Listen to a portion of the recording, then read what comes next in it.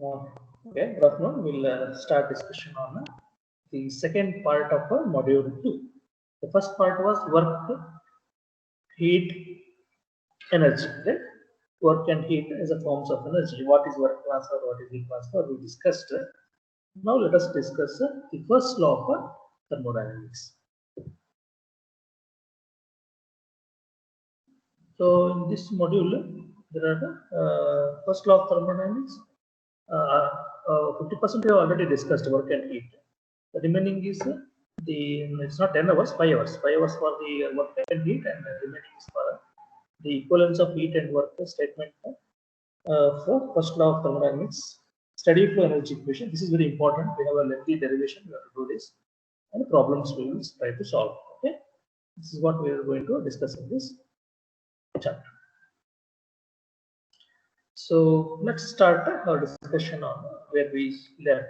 So once again, let us go to the what is work and what is heat transfer. While discussing heat and work, we said that heat and work may both cause same effect. We said no? Energy transfer in the form of work or in the form of heat will bring in same results, same changes in the system.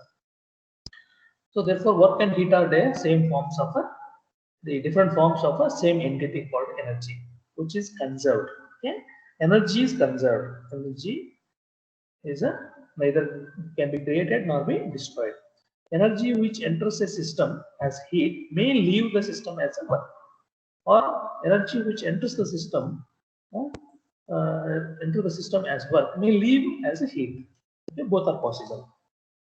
So in IC engines, what happens? Energy enters in the form of heat and comes out in the form of a work. Right?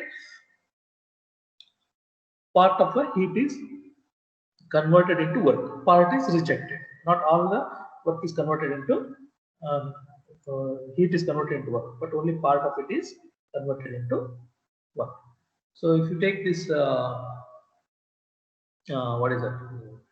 Electrical energy. Electrical energy is considered as a work. It's a form of work. So electrical energy, if you apply to a resistor, what will happen? Resistance heating will take place, and energy, it's a heats up, temperature increases. So then there is a heat transfer. So energy enters as a work into the resistor. Electrical energy is as a form of work. There are different types of works we have discussed. Electrical energy is a form of work. So now electrical energy goes in the form of work and comes out as in the form of heat. Right? Like that, energy can enter in the form of work and leave in the form of heat, or it can enter in the form of heat and leave in the form of work. Both way it is possible. So essentially, heat and work they bring in same effects in the system. Okay. What is system?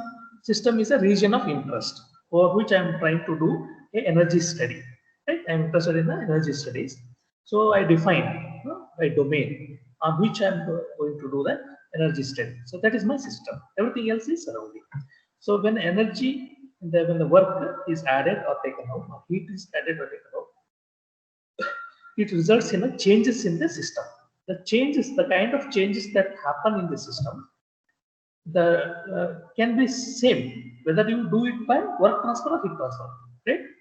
Okay, the same amount of changes can be brought by work transfer as well as by heat transfer. Okay, so energy, we said work and heat are forms of energy, right? So then energy, we said energy can be in the two different forms. What are the different forms of energy? Now we said work is a form of energy. Now let us go into energy. What is energy then? We want to understand what is energy, right? Work is a form of energy, heat is form of energy. Then what is energy, right? That we want to know. So energy is a form of energy. It's a physical entity, right? So what it is? It can be in the two forms. One of those two forms, energy in transit, right? Energy that is getting transferred from one form to other form is called it's called energy in transit. Examples are work transfer and heat transfer, right? Observed in the boundaries of the system. Whenever energy transfer happens from system to surrounding, surrounding to system, or between two systems, The transfer of energy happens in two forms. One is a work or in the form of heat. There are only two ways, no other way. Okay. So energy in transit, both work and heat are known as energy in transit. When energy transformation happens, that is called that type of energy is called energy in transit. And energy in transit has two types: work transfer and heat transfer. Then one more, energy in storage, energy that is stored in the system. Where energy is stored, either energy gets stored in the system. How it gets stored? Energy gets stored in the system either macroscopically by virtue of motion, position, and configuration of the system. Right? Macroscopically, how energy gets stored in the system. Let us say you take a mass, take a ball, which is lying on ground. You take it to the top floor. So multi-story building is there. You take it to the multi-story building. What will happen now? And a ball that was at ground floor,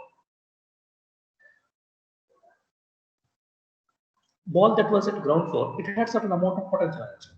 Now, when you take it to a higher height, this potential energy increases, right? Now, energy gets stored in the form of potential energy, right? So, energy can be stored in the system by position, owing to its position.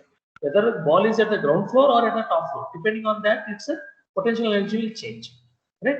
By motion, by virtue of motion. If a ball is moving, then it will have a kinetic energy. If velocity is more, then kinetic energy will be more. We have equation for kinetic energy. What is the equation for kinetic energy? Can anybody tell me kinetic energy equation?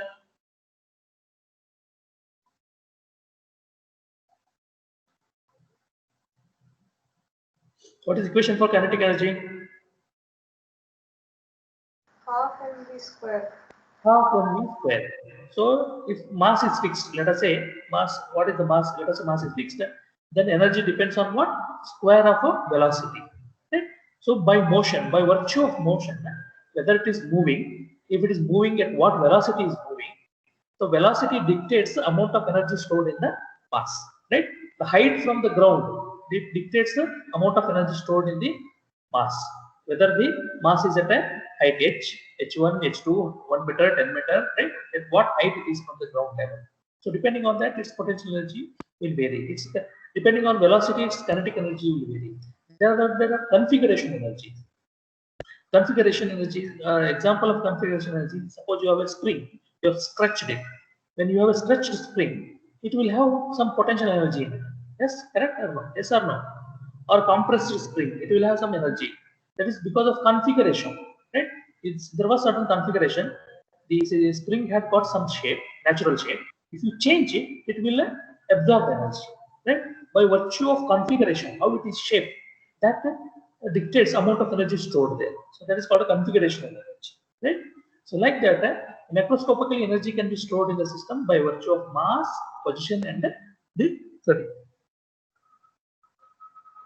by virtue of motion, position, and the configuration. Any mass can have all these energies. It can have kinetic energy, it can have the potential energy, it can have a configuration energy, right? The configuration energy is clear to you? Configuration energy is it clear to you?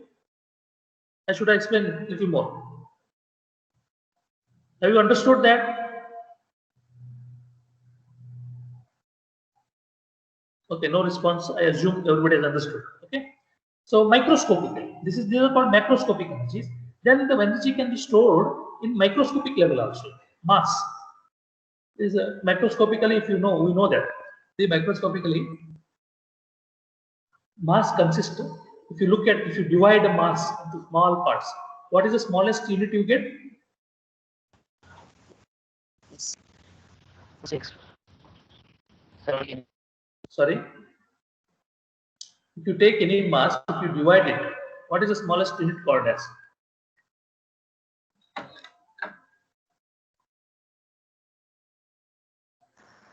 Atom. Atom, right? Even atom can also be further divided. Atom can be divided into, there is a nucleus and there is a electrons orbiting around the nucleus.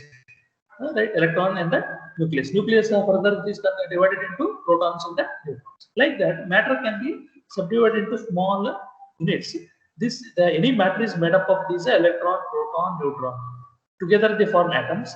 Atoms combine to form molecules, and there are 117 or 120 different elements are there. They are the only elements that exist in the universe. There is no matter, no material other than these atoms.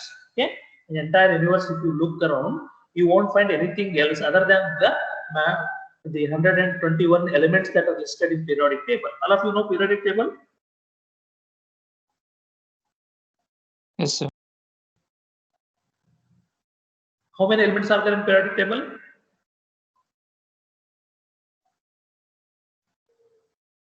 Anyone remembers? 118. 118, 112, I don't know. Sometimes they write 112, 21, something like The that. last element, it is called as an octium. Sorry? 118. 118, eh? Yes, sir, but it is not named, I guess. I think I thought it is 120.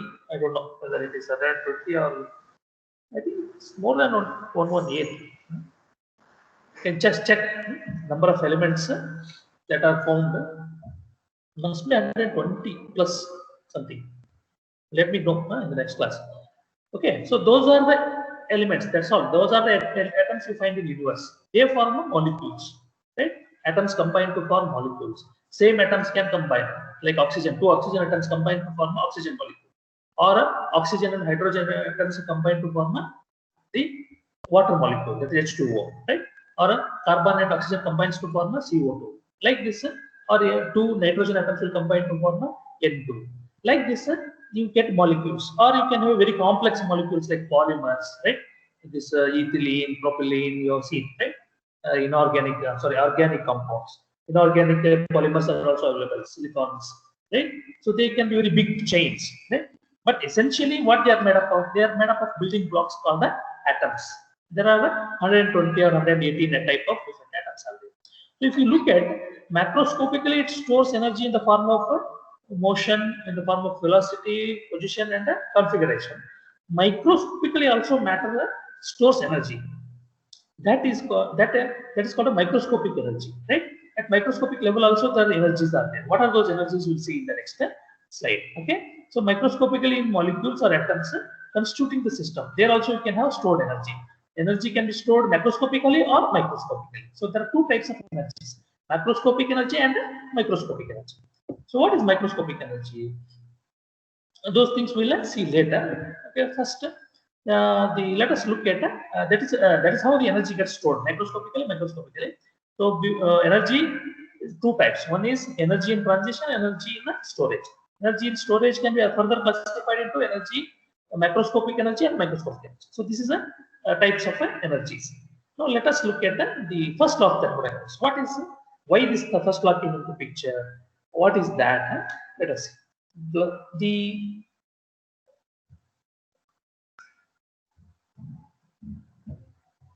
The understanding of first law came into picture because people were studying about engines.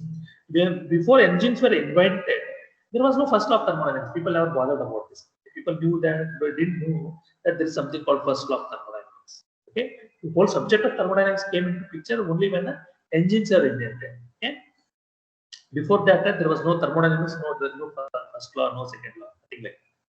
So, why? Because people were looking at these engines, right? When James Watt invented, first time he figured out that you can do work using non-living things, right? I told you, older concept was work has to be done by only muscles, either human muscle or animal muscle. But the invention by James Watt changed everything. First time he proved that you can do work using non-living things, right? You can burn coal, which is not living, right? Stored coal is there, you burn it, produce heat. Heat is used to convert steam, water into steam. So you get high pressure steam. Use that high pressure steam to drive the engine, steam engine, right? So here there is no living things, right? It's all done by some non-living entities, right? So this changed everything. Different types of engines were invented. Then later these IC engines came, right? So like this it went on because there was a huge advantage people saw. You can do work by a non-living thing. There was a huge demand for that. People don't want to do work, right? We don't want to work with our hands because it's tiresome, right? If a machine can do work for me, my life will be comfortable, right? So when they were looking at these engines, there was always tendency to get more work out of same engine. For the same amount of coal or same amount of oil I burn, I want to get more and more work, right? So that was the period when people were looking at how they can improve. When they started to look at it, when they wanted to improve, they need to understand what it is first. If I want to improve something, I must know what is there actually. Fundamental understanding of the system has to be there. So that is how the fundamental understanding of energy, the energy interaction, first law, second law, they came into picture. So one of the scientists, J.P. Joule, he was studying this energy transfer and all very closely monitored. He conducted different experiments. The experiment that he did was he was doing an experiment. He did somewhat like this, similar to this. There was a water. He was stirring this water. Right? He will take water at some temperature, room temperature. Then he will stir this. The amount of stirring that he carried out, he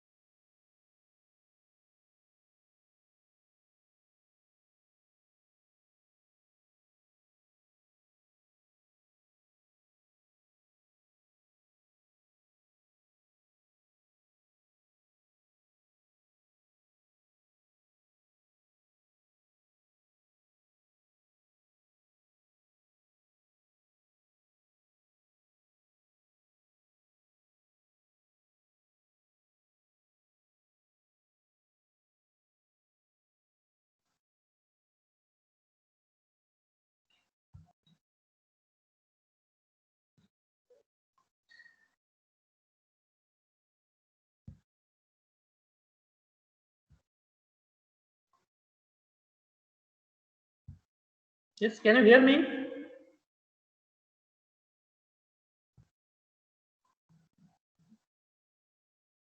Hello? Yes, sir. Yes, sir. Now we can hear. Can you hear? Yes, sir. Okay, Yes, there was sir. something Yes, sir. wrong. I don't know what went wrong. Connectivity lost. Network is there, everything is there, but I don't know what is mistake. Is a problem. Okay, so I was discussing this, right? JP, it's not done by JP Joule. He did an experiment where he was trying to Sir, stir the. PPT is not visible. Sorry, PPT not visible, sir. PPT is not visible. No, sir. Okay, let me check.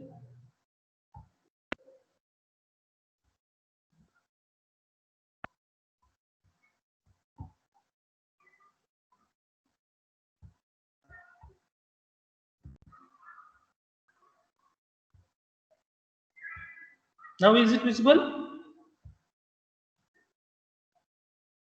Yes, sir. Okay. Yes, sir. So JP Joule did lot of experiment, series of experiment he carried out. What he was doing was he was trying to stir the liquid using a mass. How he will stir? By a falling weight. Falling weight through a pulley is connected to a stirrer through a rope or thread. So this is how he was stirring it. While stirring, he was able to measure the energy used or a work done. Work done, basically work done while doing this stirring. So this amount of work done he was able to quantify through this experiment. And what he was looking at is output. What is the amount of increase in temperature, right? So this is what he was looking at, because James Watt had already proved that heat you can convert into work. Now this fellow was trying to prove that work you can convert into heat, right? So through this series of experiments, he found that there is a definite ratio, amount of work done and temperature rise. Temperature rise will result in an amount of heat added to the water, right? That they were able to calculate. So this amount of heat generated in water and the work done, there was definite relation, some linear function he found. There is a fixed ratio was there, right? So through the experiment, he concluded that what he concluded is heat and work are same forms of energy. They are not different physical quantities. Before Joule found out this, people thought that heat is different, work is different. They were thought to be a different physical quantities, right? They were like a force and a work, right? Or a mass and a volume, right? They're not same. If you say mass and volume, right? They're not same. Or length. If I ask you what is your weight, will you tell me my height is 5 feet? No, correct? Weight is different. Your height is different. They are different physical parameters. So like that, the people earlier thought that heat is different, work is different. That was the understanding in olden days. Okay. But Joule, through this experiment, what he proved was, through such experiment, Joule found the same ratio between amount of work and the quantity of heat that would produce the identical effects in the system. Right? He found that the amount of work, and also what he found was by doing work, he was able to increase the temperature. You can increase the temperature as well by heating this, right? So the same effect is brought by adding heat as well as by doing work. So therefore he concluded work and the heat are same forms of energy. They are not two different physical quantities. Instead, they are different forms of the same physical quantity, something called energy. There is something called energy. The concept of energy came from that, right? So otherwise, earlier people thought that the heat is different, work is different. But he proved that is the reason in olden system they had a different units. Calories was used for a heat, when the horsepower was used for work, right? Like that they had a different definitions, the units for the work and the heat. But it was changed. Joule said that they are same forms of the energy, so they should be the same unit should be used for measuring them. Therefore, in SI units we use Joule. Joule is the unit for both work and heat. Joule is the unit for work, heat, and energy. Right? All three have a same unit. Okay. So prior to Joule, heat was considered to be an invisible fluid. Earlier days, people what they thought is why this temperature increases, right? Why temperature increases? So the olden days understanding was there is some invisible fluid, right? Temperature, rise in temperature is due to some invisible fluid in the body. Right? Every matter is filled with some invisible fluid, which if the quantity of that invisible fluid increases, temperature goes up. If the quantity of that fluid comes down, then temperature decreases. This was the understanding in the olden days, right? So they thought that the invisible fluid flowing from a body of higher calories to body of a lower calories, and this was known as caloric theory of heat. This theory was known as a caloric theory. Some invisible fluid is there which flows from a high temperature body to low temperature body, which we can't see. Therefore, whenever this fluid flows from high temperature body to low temperature body temperature also increases. The rise and the fall in temperature is due to addition or a removal of an invisible fluid. Some invisible fluid, we don't know. We are not able to see that. That was the theory, olden days. That was the understanding people had. But Joule proved that this is wrong. There is no invisible fluid. It is something called as energy, which is also not visible. Energy is also not visible. We cannot see energy. We can see only its manifestation. Keep in mind, nobody has seen energy. If you ask any scientist, any physicist, he has not seen energy. What we see is its external manifestations. When there is energy increases, temperature increases. Energy increases, position changes. Like this, suppose if the ball is moved from one location to other location. So what happens? You see the change in position. Therefore, there is a change in energy. But we don't see what energy is. We cannot. We can only feel its external effects, but we cannot see directly the energy. Okay. So it was Joule who first established that heat is a form of energy. He said first time that heat is a form of energy, and thus laid foundation of the first law of thermodynamics. His experimental later led to understanding and the existence of first law. Later, people interpreted his experiments in a different way, and they people came up with an explanation that there is something called first law of thermodynamics. Okay, what is that thermodynamics? First law of thermodynamics. So let us look at first law of thermodynamics. For a system undergoing cyclic process, right? Suppose the system is undergoing a cyclic process. We have seen in the graph, no? PV diagram. System can change from state 1 to 2, 2 to 3, 3 to 1. It can come back to. So that is called cyclic process, right? So such cyclic processes are possible. System can go through a series of changes, a process, and then come back to original state, right? So this, if you have a cyclic process like this, so first law is defined for a first cyclic process. How it is defined?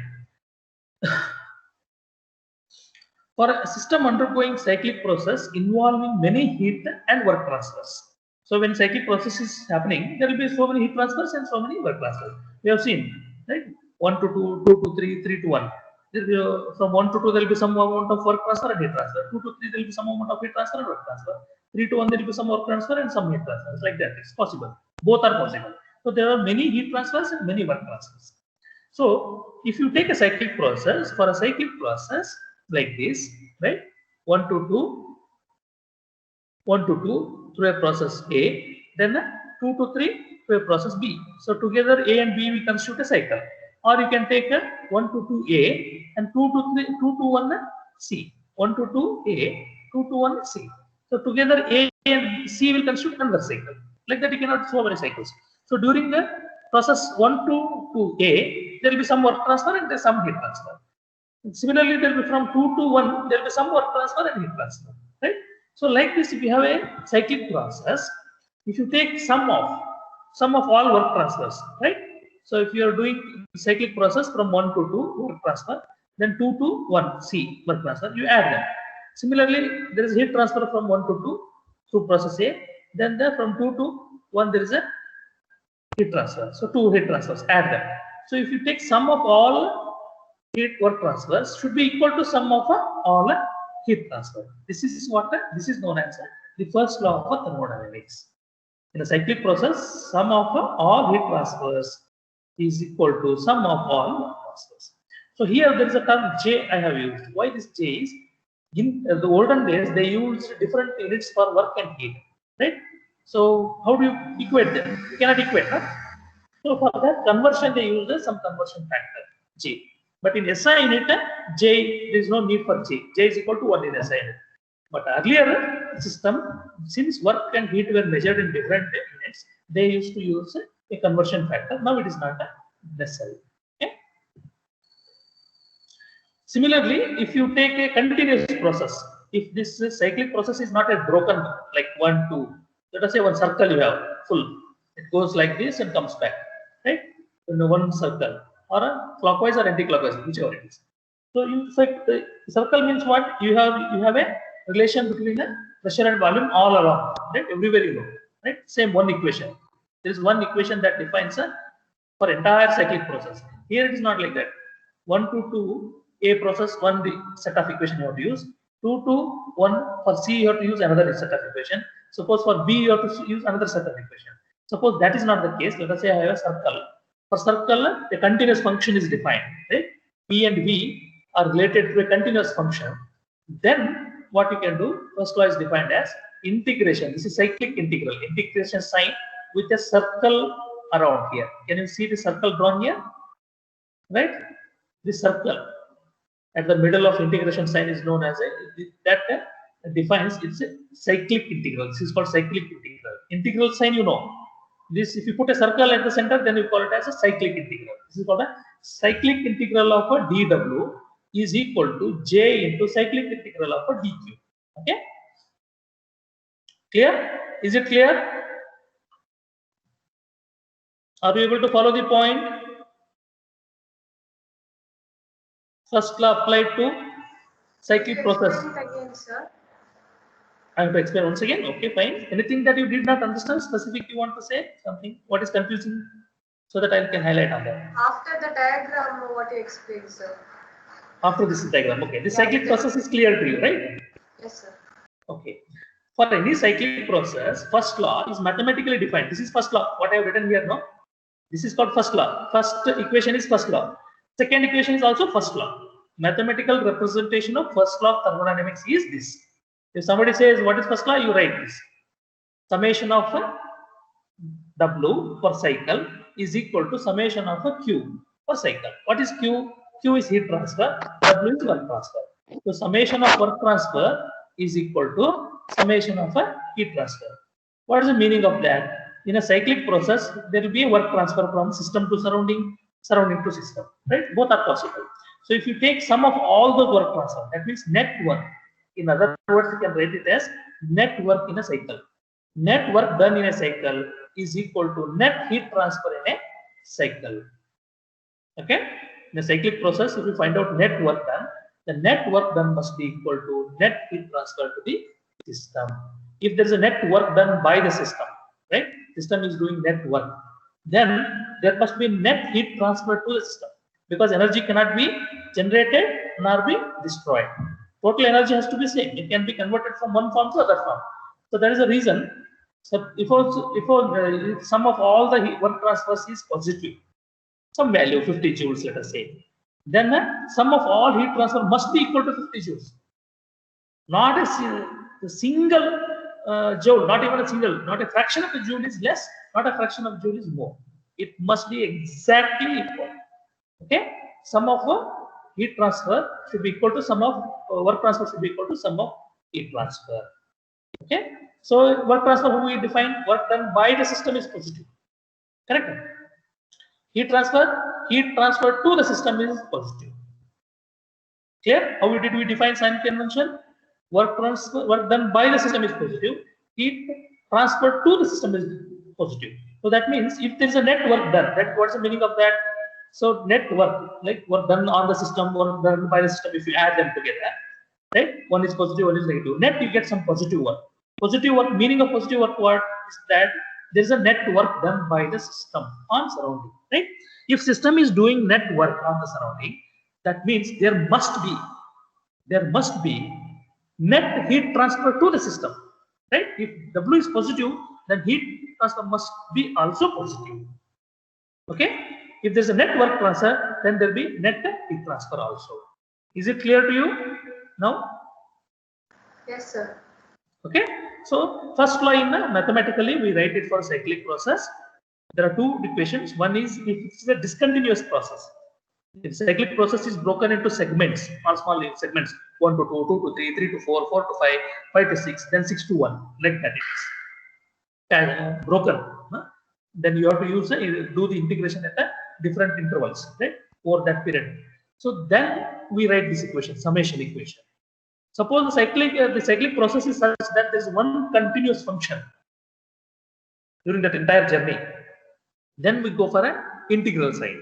Cyclic integral of dw is equal to cyclic integral of dq. J is used if the w and q are measured in different units. Okay.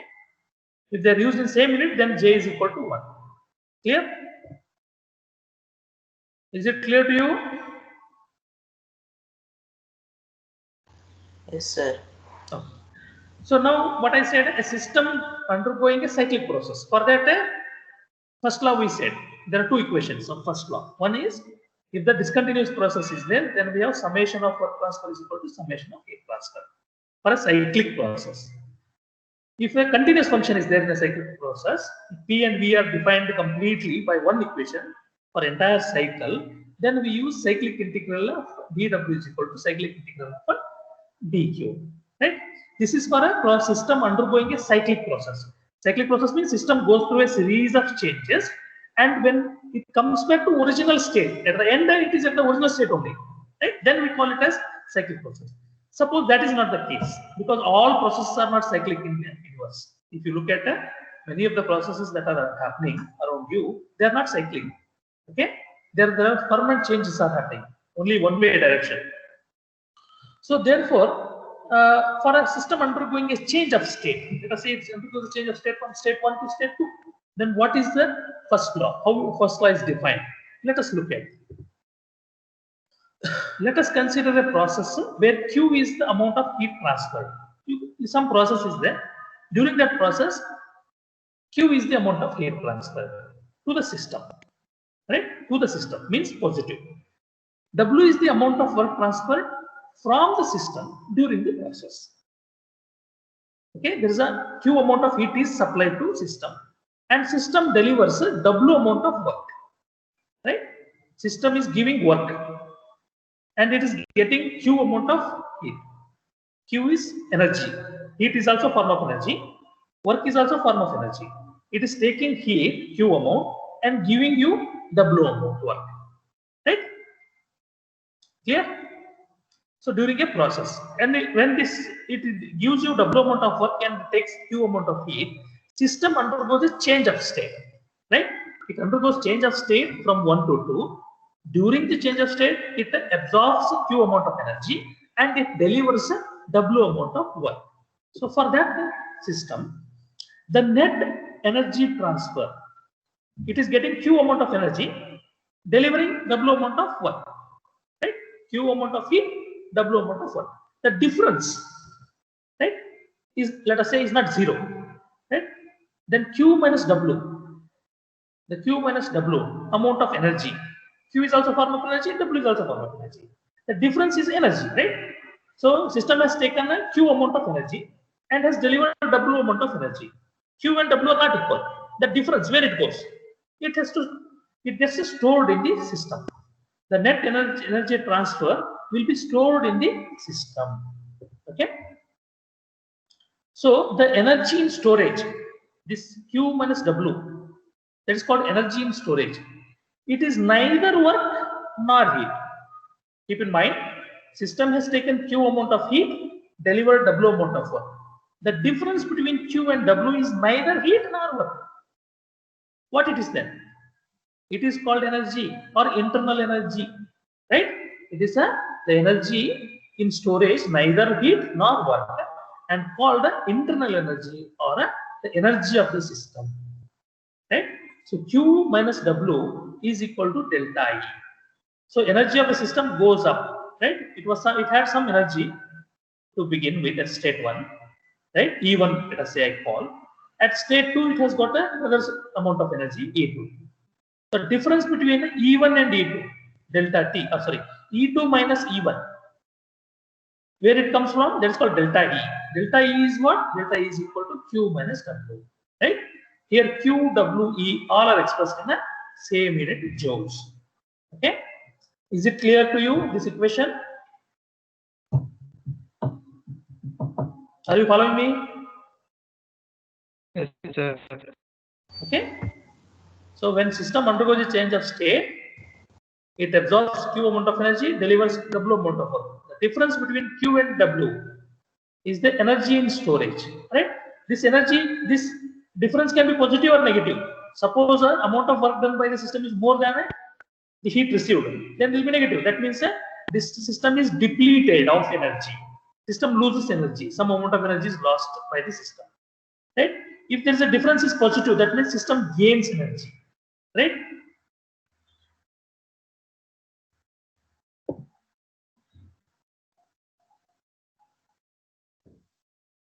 So energy, this energy is a property of the system. See, W is work done, Q is heat transfer. Heat transfer and work done are not properties of the system. We said they are path functions. Previous discussion we said heat transferred and work done are not the point functions. They are not property of the system. They depend on path the system follows. Right? You cannot find out from end state. But energy storage is what? It is the difference between heat transfer and work transfer. is property of the system. Right? How far this thing? No, interesting it is. Heat transfer is not path function. Work transfer is not path function. They are not properties of the system. But energy, which is the difference of heat and work, is property of the system. Clear?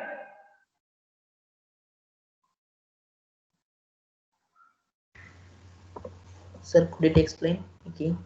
Okay. Yes, sir. Energy. What is energy? Energy is the difference between, suppose for a process, there is a state, system changes state from 1 to 2. When system changes its state from 1 to 2, what happens? It does some work and it absorbs heat. Work done is W, heat absorbed is Q. The difference, Q minus W, right? Q minus W, where it goes? It gets stored in the system. That energy that gets stored in the system is called the internal energy of the system or the energy of the system, right? That means system has got some amount of energy, right? At state 1. At state 2, it has got another amount of energy. The energy associated with system at state 1 and state 2 are different. Okay? If I take at state 2 E2 minus E1, when the system undergoes change of state from 1 to 2, the change, difference in energy level is given by E2 minus E1, this change in energy, right, is equal to E2 minus E1, is, we call it as delta E, is equal to Q minus W, right? Q is work done, Yes, Q is heat transfer, W is work done. Work done. Q is heat transfer, W is work done, right? Q minus W is equal to delta E. Delta E is change in internal energy or increase in internal energy, right? Q minus W is equal to increase in internal energy. Suppose Q minus W is negative value, delta E will be negative. Negative means decrease in internal energy. Positive means increase in internal energy.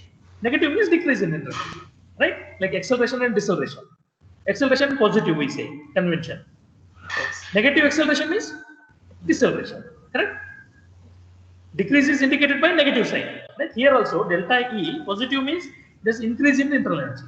If I say delta E is negative, E2 minus E1 is positive means there's an increase in energy. If E2 minus E1 is negative, what is the meaning of that? When system changes state from 1 to 2, there's a decrease in energy. Yes. Am I clear here? Yes, sir. Okay. So this system, energy of the system is property. Work and heat transfer are not property, but energy is the property of the system. Okay? So let us take an example. System undergoing a change of state from 1 to 2. Right? So through a process A, some process A, I call it as. It can be isothermal process, allotropic process, different processes we have studied now. Isothermal, isobaric, isochoric, allotropic transition, allotropic process. There are different processes. It is some process, some hypothetical process. I don't know what process. I call it as A. System undergoes change of state from 1 to 2 to a process A, right? So how it is defined? This is defined by the property diagram. This is called a property diagram. P and V are properties, right? P is a property of the system, V is property of the system. Pressure is property of the system, volume is property of the system. So we have seen two property theory. What is what we have said? State of the system is defined by only two properties, right? If two properties, if I know at any state, I can find out other properties mathematically. I need not find out all the properties. If I measure only two properties, that is enough. Other properties are mathematically related. There are equations available. They are called state laws. Using state laws, you can find out other properties. P, V, temperature. Temperature is another property, right? P, V, T are related. What is the state law which relates P, V, and T? Which law relates P, V, and T?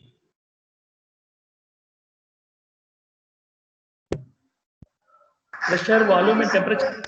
PV is equal to nRT or mRT, right?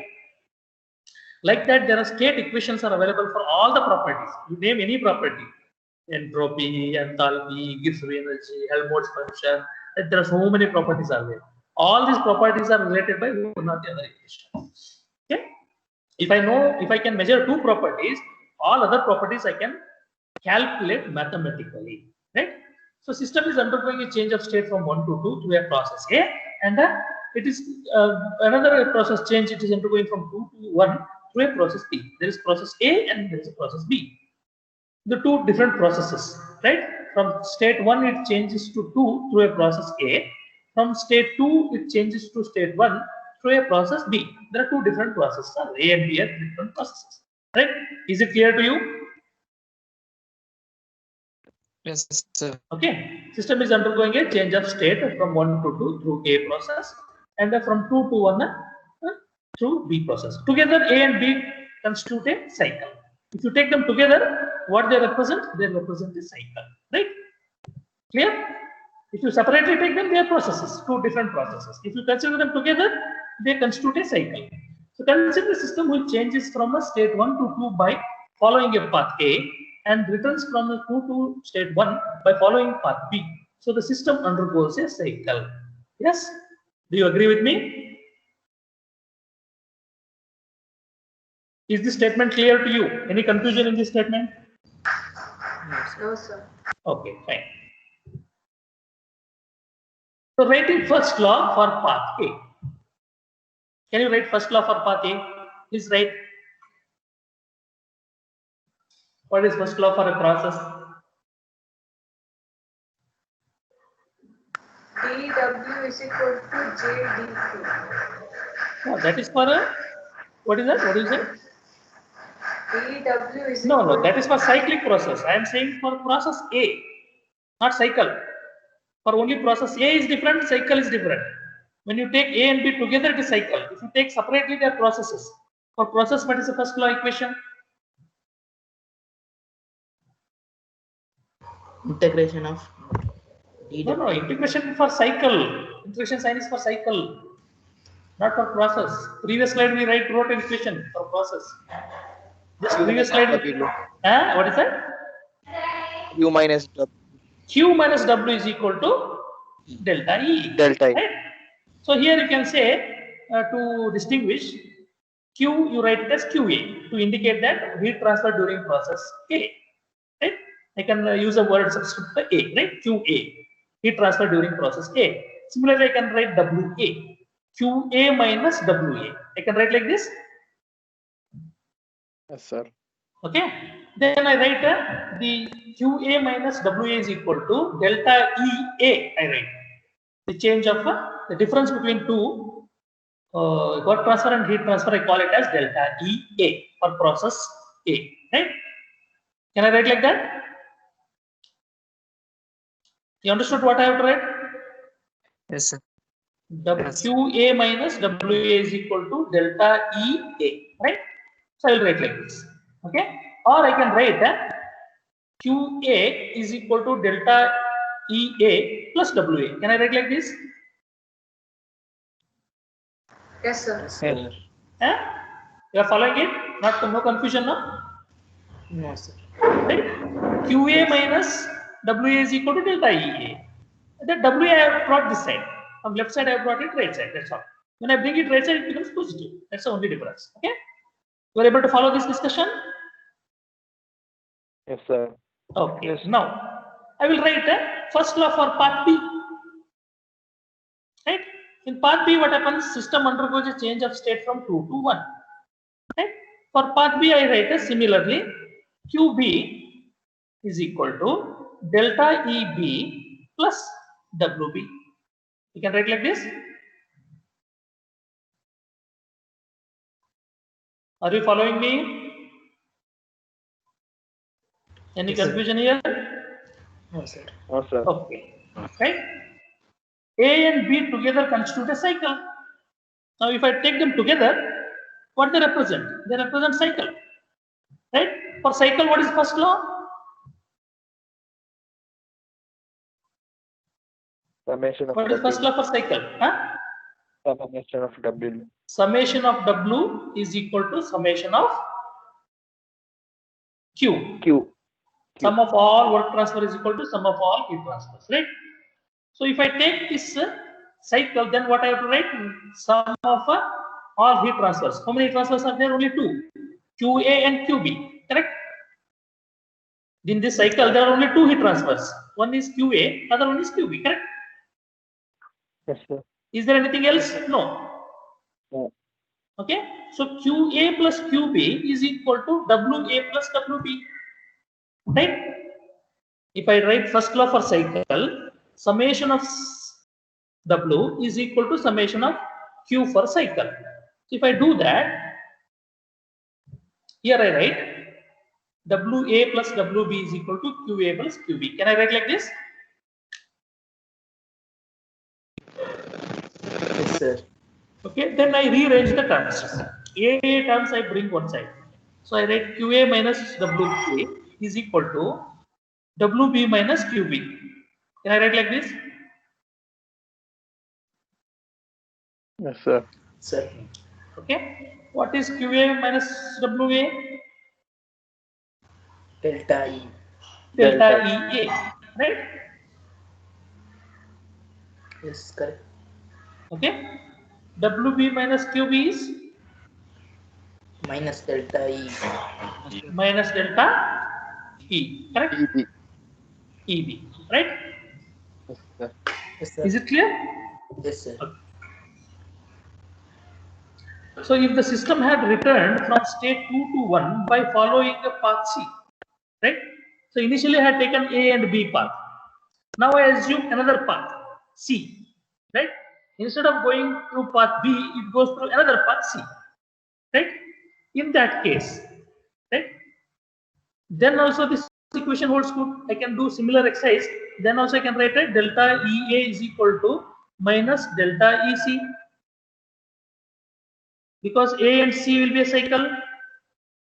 The way A and B are cycle, A and C will also be cycle. Correct? If I follow the same analysis, I can arrive at this equation. Are you following me? Yes, sir. Okay. So I can write like this. If I take these equations, these two equations, this and this, what they mean? Delta EA is equal to minus delta EB. Delta EA is equal to minus delta EC. That means delta EB is equal to delta EC.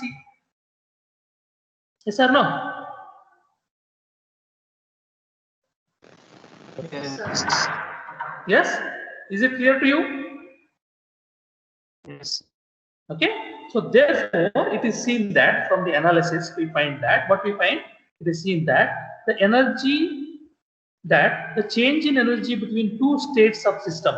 Now, if you take these two processes, what is these two processes represent here? Change of state from 2 to 1. Correct? Both represent a change of state. What is the result of these two processes?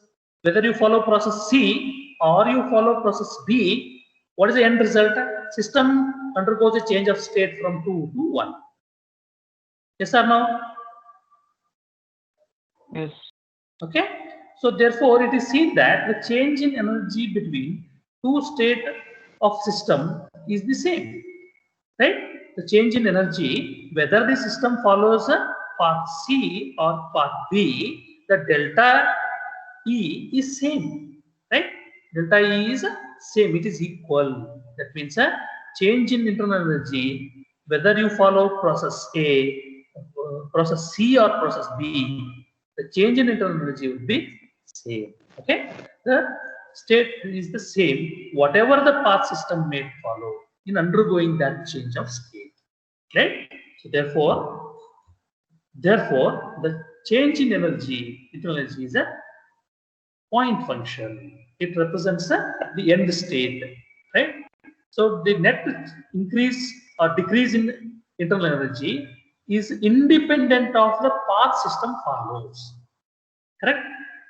The change in energy is equal whether the system follows path C or path B. Right? Clear? Is this Yes, clear to you? Yes, sir. Okay. Shall I go to next slide? Yes, sir. So therefore, it is proved that the energy is a point function because change in energy depends on a end states, not on the initial, not on the path. So if we assign an arbitrary value of energy, if I call arbitrarily state of energy at state 1 as E1 and a state of energy at 2 I call it as E2, right?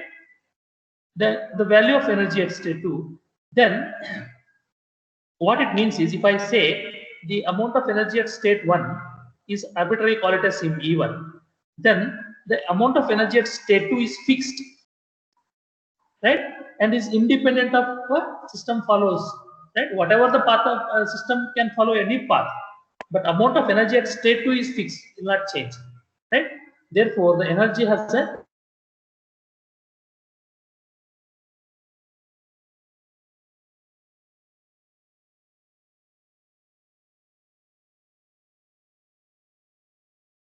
the energy E is an extensive.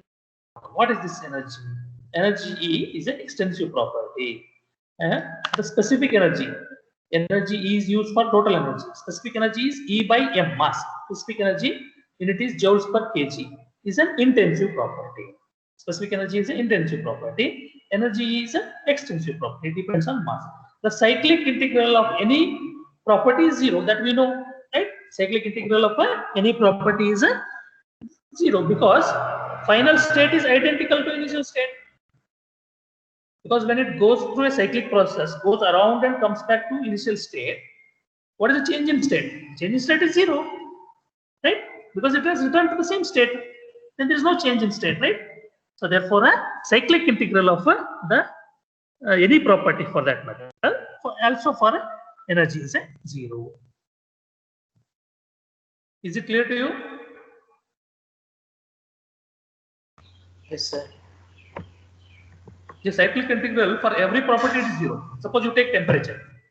Let us say system undergoes change of state, temperature increases, decreases, and then finally it comes to same state. Same state means same temperature. So when you do the integration, it should be 0. Clear? Change in temperature at every step. If you go on adding these steps, change in temperatures, at some steps it will be increasing, at some steps it will be decreasing. So total addition when you carry out, the net result will be 0. Right? Similarly for energy also. If for a cyclic process, change in energy, internal energy is 0. Because system is coming back to the same state. Are you following this? Any confusion there? Okay, so that we have discussed. I think we'll stop here now for today. Further discussion we'll do tomorrow. So tomorrow there will be a test, right? Are you with me? Yes, sir. You are Yes, sir. writing test on first module tomorrow. Yes. Excuse me. Yes, sir. Tomorrow class we have in the afternoon, right? Yes, sir. Yes, sir. Okay. Yes. 2 o'clock, sir.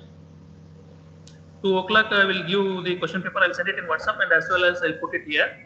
You write the test, okay? And scan the answer. As I said, answer should be written in a A4 sheet. And top right corner you have to mention your name, USN number, class, everything you have to write. And every sheet you should put your USN number. Okay? And all the sheets you have to write your USN number. Either top or the bottom, anywhere you can write. You choose one location, bottom or top. But every sheet should have your USN number. Am I clear here? Yes, sir. Okay, so tomorrow we'll write the test. Okay, we'll stop now. You write the test and scan it, convert it to PDF and send it to my email ID. Email ID I will share today. For which email ID you have to send. Sir, Okay, ಎಷ್ಟು mark ಇದು question ಮಾಡ್ತಾರೆ? 25 marks. Test will be for 25 marks. There will be one problem. Problem will be for 10 marks or 8 marks depending on what problem I give. Then theory questions. Only one problem, not more. Others will be theory questions. Okay, clear? In the module notes that I have given, there is some mix-up. Module 2 questions have been added to module 1. So ignore those questions. Okay? Only module 1 questions will be there. Am I clear here? Yes, sir. Okay. And Prerna is there? Prerna, can you hear me? Yes, sir. That your doubt is clear now? You asked some doubt. Yes, sir. P is you can- equal to C by yeah. D. You can do that, right? Yes, sir. It was in the module 2 notes. Okay. No, it must be in yeah, module 2. That is in module 2, no? Work done. Yes, sir. That is not there. Now what we have is module 1 only. Okay. First law is zeroth law and temperature. Okay. And the temperature, last class 3 problems which I had done from that, na, sir? Yeah. Yes. Okay. Okay. Fine. Shall we close? Yes, sir. Yes, sir. I'll download attendance and then you can leave.